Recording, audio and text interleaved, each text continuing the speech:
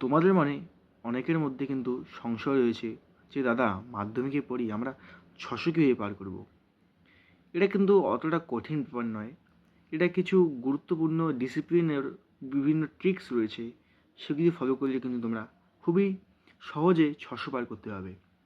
প্রথম ট্রিক্সটা হলো, তোমাদের যে সিলেবাসটা রয়েছে সেটাকে তোমরা 3 ভাগে ভাগ করে নাও। আমি বছরের কথা বলছি, তোমাদের সিলেবাসটাকে নয়। প্রথম ভাগ করো তোমরা মার্চ থেকে জুন, দ্বিতীয় ভাগ করো জুলাই থেকে অক্টোবর এবং তৃতীয় ভাগ করো বাকি সময়টা। প্রথম যে সময় সেখানে তোমরা পড়াশোনা করবে তোমাদের স্কুলে যে ইউনিট টেস্ট হবে, অর্থাৎ ফার্স্ট ইউনিট এবং সেকেন্ড ইউনিট, সেগুলোর জন্য। দ্বিতীয় ধাপে তোমরা পড়াশোনা করবে তোমাদের স্কুলের টেস্ট পরীক্ষার জন্য, এবং তৃতীয় ধাপে তোমরা পড়াশোনা করবে বিভিন্ন টেস্ট পেপার, বিভিন্ন এবিটিএ, এই সমস্ত কিছুর।